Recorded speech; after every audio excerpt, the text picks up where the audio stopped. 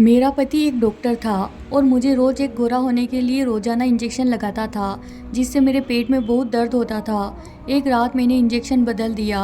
मैंने उस रात सोने का बहाना किया। फिर जो मेरे पति ने जो मेरे साथ किया, ऐसा तो कोई दुश्मन भी नहीं कर सकता, क्योंकि मेरा पति मेरे साथ। अंकल और आंटी का बेटा अनीश अमेरिका से डॉक्टरी पढ़ के आया तो पूरे खानदान में धूम मच गई थी। हर पार्टी में, हर शादी में, हर जगह सिर्फ शांति आंटी के बेटे की बात होती थी। हर औरत की इच्छा थी कि अनीश उनकी बेटी को पसंद करे, और हर लड़की यही चाहती थी कि उसकी शादी डॉक्टर अनीश से हो जाए। जब से अनीश वापस आया था, तब से मोहल्ले की लड़कियों का पार्लर के चक्कर काटना ज़्यादा हो गया था। हर हफ्ते जाकर फैशन करवाना उनकी ज़िंदगी का हिस्सा बन गया था। अनीश ना सिर्फ डॉक्टरी पढ़कर आया था, बल्कि उसने यहाँ आकर बहुत बड़ा क्लिनिक भी खोल दिया था। अभी तो यह उसके काम की बस शुरुआत हुई थी। वो आगे कितना पैसा कमा सकता था, इसका अंदाज़ा लगाना बहुत आसान था। हमारे खानदान में सिर्फ मैं एक लड़की थी जो अनीस से शादी के सपने नहीं देख रही थी। इसीलिए नहीं कि मुझ में उसमें कोई दिलचस्पी नहीं थी, बल्कि इसीलिए क्योंकि मुझे मालूम था कि वह कभी भी मेरा नहीं हो सकता और ना ही वो मेरे बारे में सोचता होगा। क्योंकि मैं एक सांवली सी लड़की थी, मेरी आंखें बहुत खूबसूरत थी, मैं लंबी भी थी, लेकिन सांवले रंग ने मेरी खूबसूरती पर जंग लगा दिया था। वो भला क्यों मेरे खानदान की गोरी चिट्टी लड़कियों को छोड़कर मुझसे शादी करेगा, जो चीज़ मुमकिन ही नहीं थी। उसको सोच सोच कर मैं खुद को हल्का नहीं करना चाहती थी। खानदान की बाकी लड़कियां मुझसे ज़्यादा पढ़ी लिखी थी, पैसे वाली भी थी। हम लोग थे जो मिडिल क्लास में आते थे। हम इतने गरीब तो नहीं थे, लेकिन दूसरों के मुकाबले में थोड़े कम पैसे वाले थे। एक दिन मेरी तबीयत कुछ ख़राब हुई। मुझे महसूस हो रहा था कि मेरा ब्लड प्रेशर लो हो गया है। मैंने अपनी माँ से कहा कि मेरी तबीयत ख़राब है, मुझे डॉक्टर के पास जाना है। तो मेरी माँ मुझे अनीस के क्लिनिक में ले गई। मैंने अपनी माँ से कहा कि आप मुझे यहाँ क्यों लाई है, आप अच्छी तरह से जानती है कि उनकी फ़ीस बहुत ज़्यादा है। मेरी माँ ने कहा कि मैं पैसे के साथ लेकर आई हूँ। मेरा उद्देश्य सिर्फ इतना है कि इसी बहाने अनीस तुम्हें एक नज़र देख ले, क्या पता तुम उसको पसंद आ जाओ। अपनी माँ की बात सुनकर तो मैं हैरान रह गई थी। वो इतना दूर का सोच रही थी और मैंने तो ऐसा सोचा भी नहीं था। मैंने मम्मी से कहा कि मम्मी हम किसी दूसरे क्लिनिक में चलते हैं, लेकिन मम्मी हट कर ली थी कि यहाँ से ही ब्लड प्रेशर चेक करवाना है। जब हम लोग अंदर गए तो मेरी मम्मी ने अपना परिचय करवाया कि वो अनीश के पापा के दोस्त की पत्नी है। यह सुनकर अनीश को याद आ गया। उन्होंने कहा, जी मैंने आपको पहचान लिया, मेरी याददाश्त बहुत अच्छी है। फिर मेरी माँ ने मेरा परिचय करवाया कि ये मेरी बेटी है, इसकी तबीयत कुछ ठीक नहीं है। अनीश ने एक नज़र मुझे देखा और फिर मेरा ब्लड प्रेशर चेक करने लगा। हालांकि उसके ऑफिस में दाखिल होने से पहले ही उसके असिस्टेंट ने मेरा ब्लड प्रेशर और वजन चेक कर चुकी थी और पर्ची भी मुझे दे दी थी, जिसमें मेरा ब्लड प्रेशर रिकॉर्ड था। लेकिन मैं सोच रही थी कि अनीश फिर से मेरा ब्लड प्रेशर क्यों चेक करने लग गया है। उसने एक नज़र मेरी आंखों में देखा और हम दोनों की नज़रें चार हुई। उसने मुझसे कहा कि आपका बीपी लो है। उसने मुझे थोड़ी दवाई लिख कर दी, थोड़ी बहुत मेरी माँ से बातें की और हम वहाँ से वापस आ गए। लेकिन सारी रात अनीश की नज़रों ने मुझे सोने नहीं दिया। उसकी नज़रों में कुछ अजीब सा था, जैसे मैं समझ नहीं पा रही थी। लेकिन मुझे झटका तब लगा जब 2 दिन बाद अनीश का रिश्ता मेरे लिए आ गया। मुझे हैरानी हुई थी और खुशी भी हुई थी। उसने एक नज़र मुझे देखा और मुझे पसंद भी कर लिया और शादी तक का सोच लिया। मेरी माँ ने मुझसे कहा कि वह बाहर से आया है और यहाँ के लोगों की तरह हुस्न का पुजारी नहीं है, बल्कि तुम तो बहुत हसीन हो, सिर्फ रंग ही सांवला है, काली भी नहीं है। वो समझदार लड़का है, उसने ज़रूर तुम में कोई खास बात नोट की है। वो आम लड़कों की तरह गोरे रंग को चाटने वालों में से नहीं है। मेरा रिश्ता अनीस से तय हो गया। पूरे खानदान में यह खबर जंगल की आग की तरह फैल गई और हर जगह बातें होने लगी कि अनीस ने कैसी लड़की पसंद की है अपने लिए। इतनी खूबसूरत पढ़ी लिखी लड़कियों को छोड़कर उसने एक सामान्य कम पढ़ी लिखी लड़की को पसंद किया। यह बात पूरे रिश्तेदारों में किसी को भी अच्छी नहीं लगी थी। सबका मूड खराब था, लेकिन हमारे घर में तो जैसे खुशी की एक लहर दौड़ गई थी। मेरे घर वालों भी खुश थे और मैं भी बहुत खुश थी, क्योंकि अनीश मुझे मैसेज करके कहा कि वह मुझसे पहली नज़र में मोहब्बत का शिकार हो गया था। उसे मेरी आंखें बहुत पसंद आई थी। उसे मुझ जैसी लड़की की तलाश थी और मुझे माँ की बात पर विश्वास होने लगा कि वो बाहर से आया है और बाहर के लोग कोई खास चीज़ ही लड़कियां में नोट करते हैं, उन्हें पसंद करते हैं, ना कि सिर्फ खूबसूरती देखते हैं। खैर मैं बेफिक्र हो गई थी। शादी की तैयारियां शुरू हो गई। तो अनीस की माँ ने साफ साफ कह दिया कि उन्हें हमसे कुछ भी नहीं चाहिए। खुदा ने अनीस को सब कुछ दे रखा है, इसीलिए सब कुछ अनीस खुद ही करेगा। यहाँ तक कि मेरे लिए शादी के जोड़े भी अनीस की तरफ से भेजे गए, वो भी एक से बढ़कर एक डिजाइनर के थे। लाखों में मेरी शादी के कपड़े तैयार करवाए गए थे और जेवरात के नाम पर कई तोला सोना चढ़ाया गया था। रिश्तेदारों के तन बदन में आग लग गई थी। हर कोई अनीस को अकल का अंधा कह रहा था, जिसने बिना कुछ सोचे समझे मुझसे शादी के लिए पसंद कर लिया था। मेरी माँ ने भी रिश्तेदार वालों को आग लगाने में कोई कसर नहीं छोड़ी थी और शादी से एक रात पहले सारे खानदान को जमा करके सभी कपड़े उन्हें दिखाए थे। कुछ रिश्तेदारों ने तो ढके छुपे आवाज़ में माँ से पूछ भी लिया था कि तुमने कौन सा जादू लड़के पे करवाया है जिसे कुछ दिखाई नहीं दे रहा। किसी को मेरा और अनीश का रिश्ता हजम नहीं हो रहा था और ऐसे ही हमारी शादी का दिन आ गया। मेरा अनीश का साथ फेरा हो चुका था और मैं अनीश के साथ दुल्हन बनी स्टेज पर बैठी हुई थी जब अनीश की बुआ की बेटी स्टेज पर आई और उसने ऐसी बात कही कि मेरी आंखों से आंसू टपकने लगे। वो अपने शब्दों में मेरा मजाक उड़ा रही थी और साथ ही अनीस से कह रही थी कि तुम्हारी पसंद को क्या हुआ है, तुम तो इतने क्लासी थे, अचानक से तुम्हारा टेस्ट इतना ख़राब कैसे हो गया। अनीस ने उसे एक दो शब्द कहे और वह खुद ही स्टेज से नीचे उतर गई।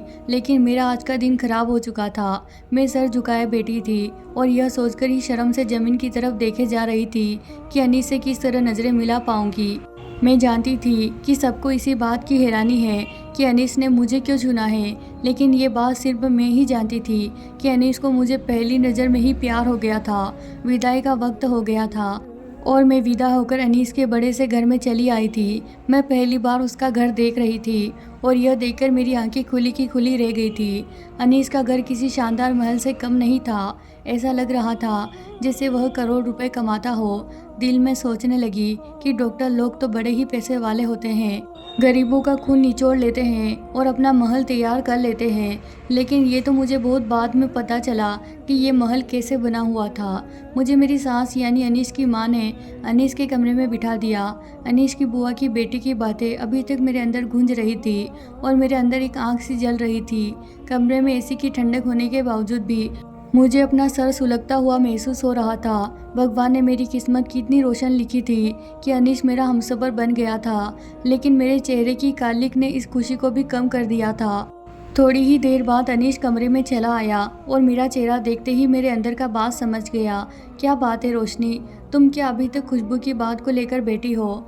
मैं एक नज़र से अनीस की तरफ देखा तो वह कहने लगे, मोहब्बत ऐसी ही होती है, महबूब के कहे बिना ही उसकी हर बात समझ आ जाती है। अनीस के लहजे में मोहब्बत की चाशनी घुली हुई थी और मैं अपनी खुशनसीबी पर दिल ही दिल में खुश हो रही थी। तुम फिक्र ना करो रोशनी, तुम्हारी ज़िंदगी की ये परेशानी मैं जल्दी दूर कर दूंगा। कोई तुम्हारे रंग को लेकर तुम्हें कमज़ोर नहीं समझेगा। आजकल तो इतने इलाज आ गए हैं कि कुछ इंजेक्शन से ही तुम्हारा रंग निकल जाएगा। मुझे तो तुम्हारा सांवला रंग ही अच्छा लगता है, लेकिन मैं तुम्हारी आंखों में आंसू नहीं देख सकता। इसीलिए मैंने सोच लिया है कि मैं रंग गोरा करने वाले इंजेक्शन के जरिए तुम्हें दूसरी लड़कियों की तरह हसीन बना दूंगा। मैंने अनीस की तरफ देखा। क्या ये मुमकिन है कि मेरा रंग भी निखर कर दूसरी लड़कियों की तरह गोरा हो जाएगा? अनीस मुस्कुराकर कहने लगा, यह दौर अलग है, अब कुछ भी नामुमकिन नहीं है। जिसके पास पैसा है वह सब कुछ हासिल कर सकता है। लोग तो सर्जरी के जरिए अपने नैन नक्श तक बदलवा देते हैं, तुम्हारा तो सिर्फ रंग गोरा करना है। अनीस ने मुझसे वादा कर लिया कि वह अगले दिन से ही मेरा इलाज शुरू कर देगा। मैं ख्यालों ही ख्यालों में खुद को खुशबू से कहीं ज़्यादा हसीन महसूस कर रही थी। वो जो मुझे मेरे पति की नज़रों में गिराना चाहती थी, मैं अब उससे बदला लेना चाहती थी। अनीस ने बहुत अच्छे से मुझे अपना लिया था और उसका साथ पाकर मैं बहुत खुश थी। अनीस से मिलकर ऐसा लगता ही नहीं था जैसे वह अमेरिका से पढ़कर आया है। ना उसके चेहरे पर गुरूर था, ना ही उसकी बातों में अमेरिका की पढ़ाई का नशा। वो तो एक सीधा साधा आम सा इंसान था जो मेरी मोहब्बत में पूरी तरह मेरा हो चुका था। शादी के अगले दिन ही अनीस ने मुझे बताया कि उसकी अपने एक डॉक्टर से बात हो गई है। मुझे रोज़ रात को एक गोरा होने वाला इंजेक्शन लगेगा और एक हफ्ते में ही फ़र्क दिखने लग जाएगा। मैं आईने के सामने खड़ी होकर तैयार हो रही थी। अनीस की बात सुनकर मैंने एक नज़र अपनी सांवली रंगत पर डाली और यह सोचकर ही मेरे चेहरे पर मुस्कुराहट आ गई कि आने वाले दिनों में मैं चांद की तरह चमकने लगूंगी। अनीस धीरे से मेरे करीब आया और मुझे बाहों में भरते हुए मुझसे वादा लिया कि मैं इस इलाज के बारे में किसी को नहीं बताऊंगी। वो नहीं चाहता कि लोग इस तरह की बातें बनाकर मेरा दिल दुखाए। मैंने इस बात के लिए वादा कर लिया था कि मैं किसी को भी इस इलाज के बारे में कुछ नहीं बताऊंगी और अनीश ने उसी रात मुझे पहला इंजेक्शन लगा दिया। इंजेक्शन लगते ही थोड़ी देर बाद मुझे नींद आ गई और फिर जब सुबह मेरी आंख खुली तो मेरे पेट में बहुत दर्द हो रहा था। मुझे समझ ही नहीं आ रहा था कि दर्द क्यों हो रहा है, लेकिन इस दर्द ने मुझे परेशान करके रख दिया था। मैंने अनीश को बताया तो वो कहने लगे कि हर चीज़ का एक साइड इफ़ेक्ट होता है और शायद इंजेक्शन से तुम्हें दर्द हो रहा हो। 1 हफ्ते की बात है, दर्द बर्दाश्त कर लो। मैं यह सब कुछ तुम्हारी खातिर कर रहा हूँ ताकि तुम्हें कुछ छुप छुप कर आंसू बहाने की ज़रूरत न पड़े। तुम ही सोचो, जब तुम्हारे बच्चे होंगे तो तुम्हें इस चीज़ का एहसास और भी ज़्यादा होने लगेगा। अनीश की बात सुनकर मैं खामोश हो गई। वो ठीक ही तो कह रहा था। अगर दुनिया वालों की तरह हमारे बच्चे भी मेरी रंगत का मजाक उड़ाते तो मैं क्या करती। शादी के बाद औरत की एक ही कमजोरी होती है और वो होती है उसके बच्चे। अनीश ने इसी बात का फ़ायदा उठाया था। बच्चे के नाम पर मैं हर दर्द सहने को तैयार थी और अगली रात भी जब अनीश ने मुझे इंजेक्शन लगाया तो थोड़ी ही देर के बाद मैं गहरी नींद में सो चुकी थी और सुबह एक बार फिर पेट के दर्द से तड़प रही थी। ये दर्द मेरी बर्दाश्त से बाहर होता जा रहा था, लेकिन मैं किसी से इस बारे में बता भी नहीं सकती थी क्योंकि अनीश ये इलाज सबसे छुपा के कर रहा था। मैं सारा दिन पेट के दर्द से तड़पती रही और अपने कमरे में बंद रही। रात तक मेरे अंदर हिम्मत ख़त्म हो चुकी थी और मैं एक और इंजेक्शन नहीं लगवा सकती थी। मैंने सोचा अगर एक दिन इंजेक्शन ना लगवाऊं तो शायद इतना फ़र्क नहीं पड़ेगा, लेकिन अनीश को कहीं बुरा ना लग जाए, ये सोचकर मैंने खुद चुपके से इंजेक्शन बदल दिया और ताकत का इंजेक्शन रख दिया। अनीश ने मुझे इंजेक्शन लगा दिया और मैं आंखें बंद करके लेट गई, जैसे मैं बहुत ही गहरी नींद में सो गई हूँ। उसके बाद जो कुछ अनीश ने मेरे साथ किया, मेरी रूह कांप गई। ऐसा कोई किसी दुश्मन के साथ भी नहीं कर सकता, जबकि मैं तो अनीश की पत्नी थी। मैं फ़ौरन उठकर बैठ गई थी और मुझे जागता हुआ देखकर अनीश के होश ठिकाने आ गए थे।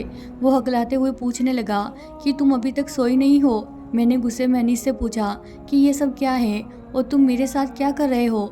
पहले तो अनीश मुझे उल्टे सीधे जवाब देता रहा, लेकिन जब उसे अंदाज़ा हो गया कि मैं इतनी आसानी से खामोश बैठने वालों में से नहीं हूँ तो उसने मुझे हर बात सच सच बता दी।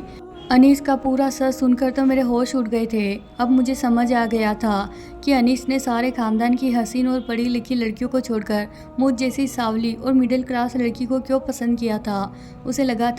उसे लगा था कि मैं उसके लिए बहुत आसान हद तक साबित हो जाऊंगी और बहुत आराम से वो मुझे काबू कर लेगा, लेकिन मैं इतनी आसानी से चुप बैठने वालों में से नहीं थी। मैंने फ़ौरन ही चीख चीख कर सारा घर सिर पर उठा लिया था और अपने घर भी फ़ोन मिला दिया था। अनीश की लाख कोशिशों के बावजूद भी मैं चुप नहीं की थी, बल्कि अनीश का घिनौना चेहरा सबके सामने ले आई। मेरी सास भी अनीश के साथ उसके जुर्म में बराबर की हकदार थी, इसीलिए जैसे ही मेरे माँ बाप आए तो उनकी बोलती बंद हो गई। मेरी माँ को तो यकीन ही नहीं आ रहा था कि अनीश जैसा लाइट इंसान मेरे साथ इतना बड़ा धोखा कर सकता है। मैं माँ के साथ शादी के तीसरे ही दिन लौटकर अपने घर वापस आई थी।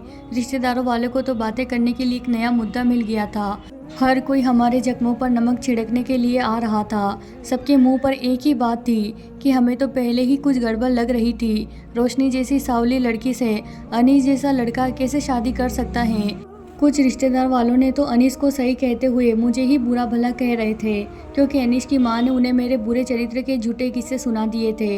हर तरफ मेरी बुराई का चर्चा हो रहा था और मैं अपनी किस्मत पर आंसू बहाने में लगी थी। मैं कमज़ोर नहीं पड़ना चाहती थी, लेकिन लोगों के तरीके ने मुझे बहुत कमज़ोर बना दिया था। अनीश की वो मोहब्बत भरी बातें मेरे कानों में किसी शीशे की तरह पिघल रही थी।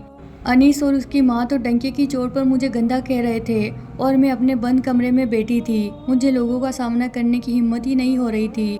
जब मेरी दोस्त मुझसे मिलने के लिए आई और उसने मुझे हौसला दिया कि मुझे खामोश से नहीं बैठना चाहिए। अनीस जो काम मेरे साथ कर रहा था वो बिल्कुल गैर कानूनी है और मेरी दोस्त चाहती थी कि हम दोनों मिलकर अनीस के खिलाफ कानूनी कार्रवाई करें। उसका पति वकील था और वो दोनों मेरा साथ देना चाहते थे। अपनी दोस्त की बात सुनकर मैंने फ़ौरन हाँ कर दिया था कि मैं अनीस जैसे इंसान के खिलाफ ज़रूर कदम उठाऊंगी। लेकिन जैसे ही माँ को मेरे इरादों का पता चला, माँ ने साफ मना कर दिया कि हम जैसे इज्जतदार लोग कोर्ट कचहरी के चक्कर नहीं लगा सकते। इसीलिए तो हम जैसे लोग अनीस जैसे लोगों के लिए आसान खिलौना साबित होते हैं। मैं गुस्से में माँ को 4 बात सुना डाली, जब तक हम जुर्म के खिलाफ खड़े नहीं होंगे ये हमारे साथ जुल्म करते ही रहेंगे और मैं गलत करने वालों को उनके अंजाम तक जरूर पहुँचाऊँगी। मैं अनीस के खिलाफ केस करूँगी। मैंने माँ को 2 टूक बात सुना दिया और अपनी दोस्त की मदद से अनीश के खिलाफ मुकदमा दायर कर दिया। अनीश और उसकी माँ ने तो सोचा भी नहीं था कि मेरी जैसी आम सी लड़की, जिसे ज़माने ने हमेशा ठोकरों पर रखा हुआ था, वो इतना बड़ा कदम उठा लेगी, क्योंकि ये कोई आम केस नहीं था। इसीलिए बहुत जल्द मीडिया में फैल गया और लोगों के दिमाग और जुबान के ऊपर आम हो गया। जिसको भी मामले का पता चला वो अनीश पर थू थू करने लगा और अनीश किसी को शक्ल दिखाने के लायक नहीं रहा। मैंने अदालत में खड़े होकर बहुत हिम्मत से अनीश का घिनौना चेहरा सबके सामने रख दिया। अनीश ने मुझसे शादी जिस मकसद के लिए की थी वह बच्चा था। अनीश अमेरिका में किसी मॉडल से शादी कर चुका था और वह उससे मोहब्बत करता था, लेकिन वह मॉडल अपनी फिटनेस को ख़राब नहीं करना चाहती थी और अनीश को बच्चा चाहिए था। और इसी मकसद के लिए अनीश अमेरिका से अपने देश आया था। वो अपनी पहली पत्नी से ही बच्चा चाहता था, इसीलिए उसने जानबूझकर मुझ जैसी सावली सलोनी और गरीब लड़की से शादी की। उसे लगा था कि मैं उसकी दी हुई खुशियाँ देकर पागल हो जाऊँगी। उसकी मोहब्बत भरी बातों से मैं पूरी तरह उसके जाल में फंसी रहूंगी और उसका सच जानने की कोशिश भी नहीं करूंगी। लेकिन जिस रात मैंने इंजेक्शन बदलकर सोने का ड्रामा किया, उस रात ये सच्चाई मेरे सामने आई। दरअसल वो मुझे इस बात के लिए इस्तेमाल करना चाहता था कि उसे बच्चा तो अपनी पहली पत्नी से ही चाहिए था, लेकिन उस बच्चे के लिए वह मेरा जिस्म इस्तेमाल करना चाहता था। वो एक पूरे तरीके से अपना और अपनी पत्नी के बच्चे को मेरे जिस्म के अंदर तैयार करना चाहता था, ताकि बच्चा मेरे से पैदा हो। और जब वह बच्चा पैदा हो जाता तो वो दोनों उसे लेकर दोबारा अमेरिका चले जाते।